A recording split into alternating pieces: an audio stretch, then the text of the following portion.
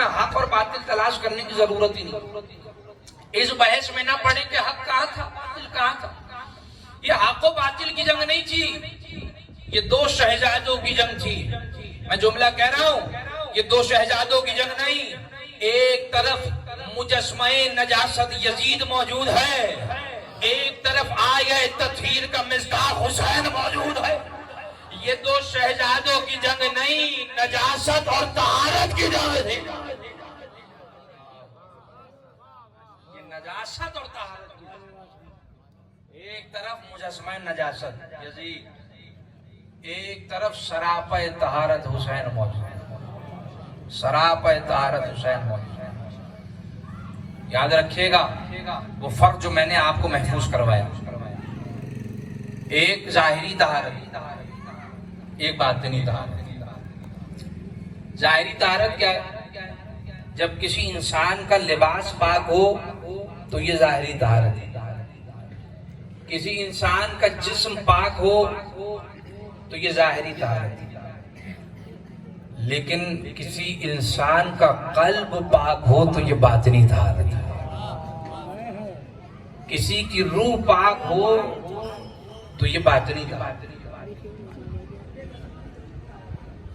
اور برعکس کر لیجیے، لباس نجس تو ظاہری نجاست، جسم نجس تو ظاہری نجاست، کسی کا قلب نجس تو باطنی نجاست، کسی کی روح نجس ہے تو یہ باطنی نجاست۔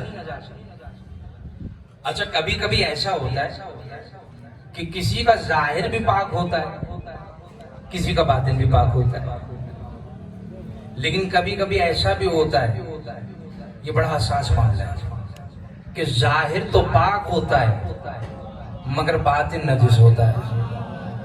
آپ جو سمجھ رہے ہیں وہ تو بولے گا نا۔ ظاہر پاک ہوگا، ظاہراً بڑا صاف ستھرا لباس ہوگا، چمکتا ہوا لباس ہوگا، ظاہراً متقی نظر آئے گا، ظاہراً نمازی نظر آئے گا، مگر باطن نجس ہوگا، روح نجس ہوگی۔ اگر آپ میں سے کوئی کہے کہ ہمیں کیسے پتا چلے گا؟ بھئی یہی تو مومن اور منافق کی تعریف ہے۔ مومن اسے کہتے ہیں جس کا ظاہر بھی پاک ہوتا ہے، جس کا باطن بھی پاک ہوتا ہے۔ منافق اسے کہتے ہیں کہ جس کا ظاہر تو پاک ہو باطن نجس ہوتا ہے۔ لیکن اگر آپ پھر سے مجھ سے پوچھیں کہ ہمیں کیسے پتا چلے کون مومن ہے کون منافق ہے؟ ہم ان مادی نگاہوں سے ظاہر کو دیکھ سکتے ہیں، ہم جسم کی طہارت دیکھ سکتے ہیں، ہم صاف ستھرے لباس کو دیکھ سکتے ہیں۔ ہمیں کیسے پتا چلے کسی کے دل میں کیا چل رہا ہے؟ ہمیں کیسے پتا چلے کہ کسی کی روح نجس ہے؟ تو میں نبی کی حدیث سناؤں گا۔ نبی نے فرمایا یا علی لا یحبک الا مومن ولا یبغضک الا منافق۔ اے علی مومن تجھ سے محبت کرتا ہے، منافق تجھ سے بغض رکھتا ہے۔ یعنی نبی نے بتا دیا معیار علی کے ذکر کو بنا لو، علی کا ذکر کرو، اگر ذکر علی سن کے چہرہ کھل جائے تو مومن ہوتا ہے، شکل بگاڑ لے تو منافق ہوتا ہے۔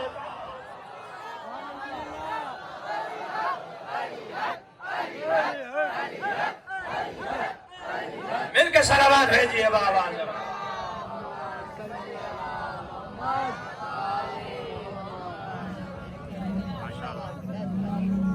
معیار علی کے ذکر کو بنا دو، آپ سلامت رہیے، معیار علی کے ذکر کو بنا دو۔ علی کا ذکر وہ ہے، جملہ کہہ رہا ہوں، علی کا ذکر وہ ہے جو باطن کی نجاست کو چہرے تک لے آتا ہے۔ وہ تو اندر والی نجاست ہے، وہ چہرے تک آ جائے علی کے ذکر۔ تو اب یقیناً جملے محفوظ ہوئے، ایک ظاہری طہارت، ایک باطنی طہارت۔ اچھا یاد رکھیے گا دونوں طہارتیں بہت ضروری ہیں۔ خدا نے دونوں طہارتوں کا تقاضا کیا۔ خدا چاہتا ہے کہ انسان کا ظاہر بھی پاک ہو اور ایک انسان کا باطن روح بھی پاک ہو، قلب بھی پاک ہو۔ اچھا مجھے یہ بتائیے ظاہری طہارت کا طریقہ کس نے ہمیں بتایا؟ کس نے بتایا؟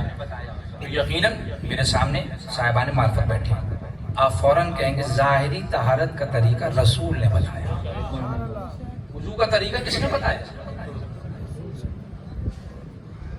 मुजतहिद अपनी जेब से फतवा नहीं देता है। ये बातें भी जरूरी है ना, ये वजाहत भी हो जाए। मुजतहिद अपनी जेब से फतवा नहीं देता है, मुजतहिद कौल रसूल का ताबे होता है। इताअत रसूल ही दीन हक है। मुजतहिद अपनी मर्जी से फतवा नहीं देता है, मुजतहिद कौल रसूल का ताबे होता है। मुजतहिद करता ये है कि जो बात मैं और आप नहीं समझ सकते वो कौल रसूल से समझ के आसानी से आपको समझा देता है।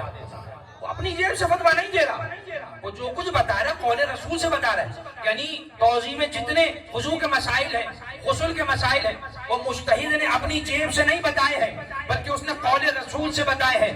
फैसला हो गया, वुज़ू का तरीका रसूल ने बताया। ये ज़ाहिरी तहारत है ना, वुज़ू ज़ाहिरी तहारत है ना, मेरे साथ है कि नहीं बोलिए।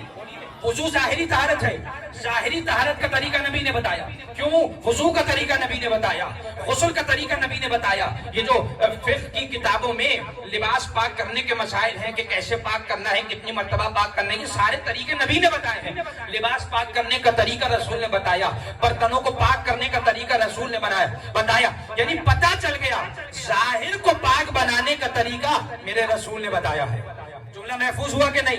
ज़ाहिर को पाक बनाने का तरीका मेरे रसूल ने बताया, और बातिन के लिए तो मुझे कुछ कहने की जरूरत ही नहीं है। कुरान ने आवाज दी, हुवल्लज़ी बअस फ़िल उम्मिय्यीन रसूलन मिनहुम यतलू अलैहिम आयातिही व युज़क्कीहिम। हमारा नबी वो है जो कुरान की आयतें पढ़ता है, लोगों के नफ्सों को पाक बनाता है। हमारा नबी वो है जो कुरान की आयतें पढ़ता है, लोगों के बातिन को पाक बनाता है। यानी फैसला हो गया, नबी वो है कि जिनके पास ज़ाहिर को पाक बनाने का भी तरीका मौजूद है, जिनके पास बातिन को पाक बनाने का भी तरीका मौजूद है। और सारी कायनात के लिए ज़ाहिर को पाक बनाने का तरीका भी नबी ने बताया, बातिन को पाक कराने का तरीका भी नबी ने बताया। और याद रखिए, जो कायनात के ज़ाहिर को पाक बनाए, जो कायनात के बातिन को पाक बनाए, उसका अपना ज़ाहिर भी पाक होता है, उसका अपना बातिन भी पाक होता है। अकली सी चीज है, जिसका अपना ज़ाहिर या बातिन पाक न हो, वो क्या किसी के ज़ाहिर को पाक बनाएगा? वो क्या किसी के बातिन को पाक बनाएगा? मानना पड़ेगा, अगर नबी इस कायनात के ज़ाहिर और बातिन को पाक बना रहे हैं तो मेरे नबी का ज़ाहिर भी पाक, मेरे नबी का बातिन भी पाक है। ये जुमला महफूज करने के काबिल है।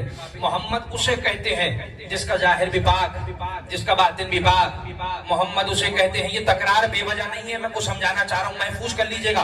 मोहम्मद उसे कहते हैं, जुमला बहुत काम आने वाला है, बहुत काम आने वाला है। मोहम्मद उसे कहते हैं जिसका ज़ाहिर भी पाक, जिसका बातिन भी पाक। जुमला महफूज हो गया। अब एक हवाला भी नोट कीजिएगा। अल्लामा डॉक्टर ताहिरुल कादरी का नाम सबने सुना है?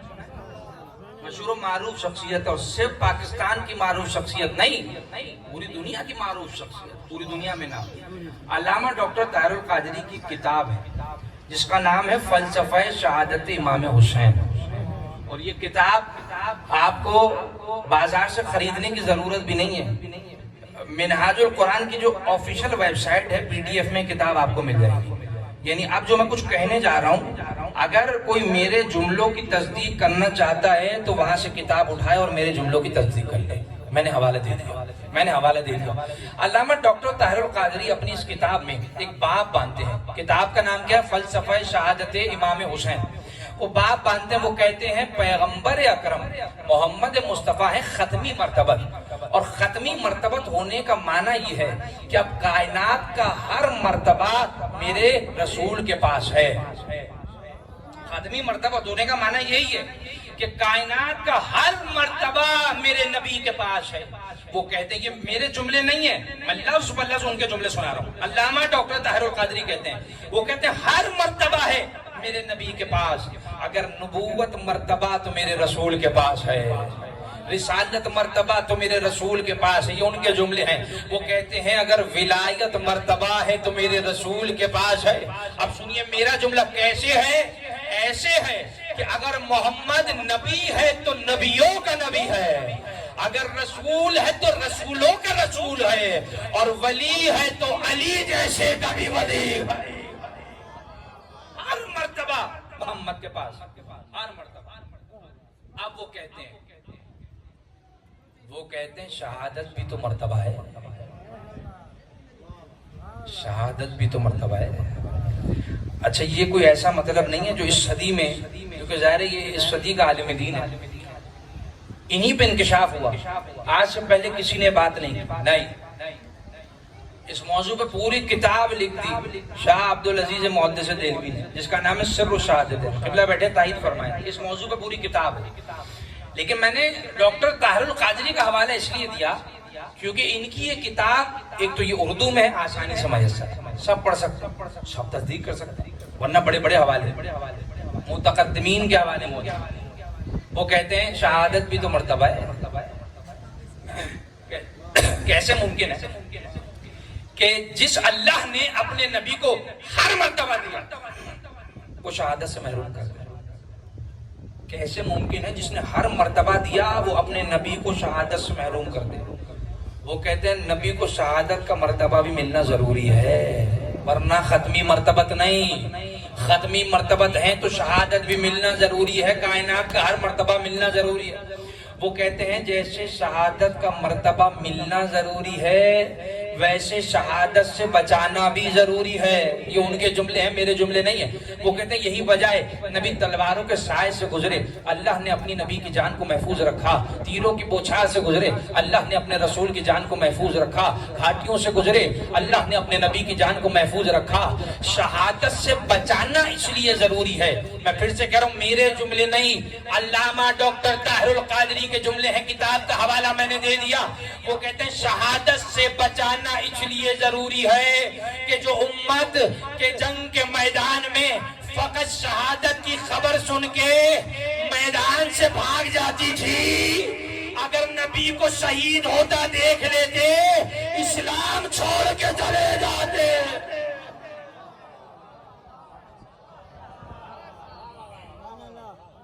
یہ کون کہہ رہے ہیں؟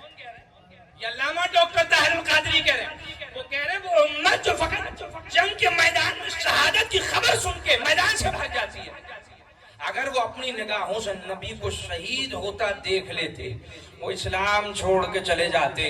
اسی لیے اللہ نے اپنے نبی کو شہادت سے بچایا، مگر مشکل وہی ہے، شہادت سے بچانا بھی ضروری، شہادت دینا بھی ضروری ہے۔ وہ فرماتے ہیں اسی لیے اللہ نے نبی کے دو نواسوں کو چنا، حسن کو چنا، حسین کو چنا۔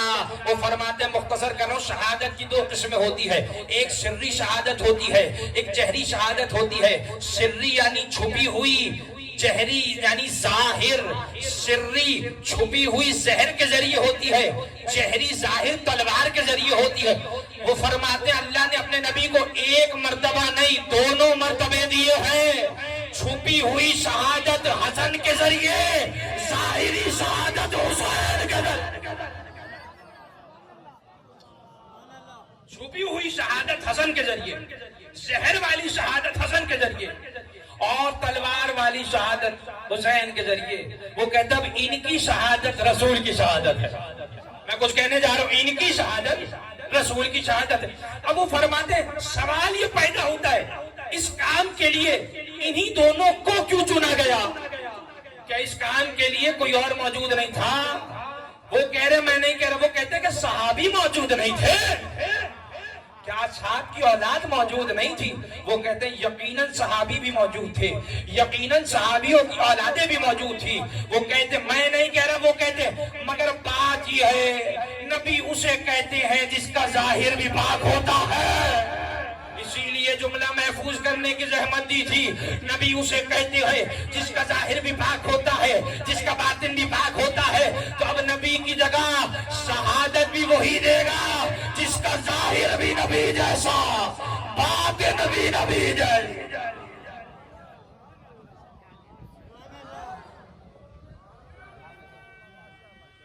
مل کے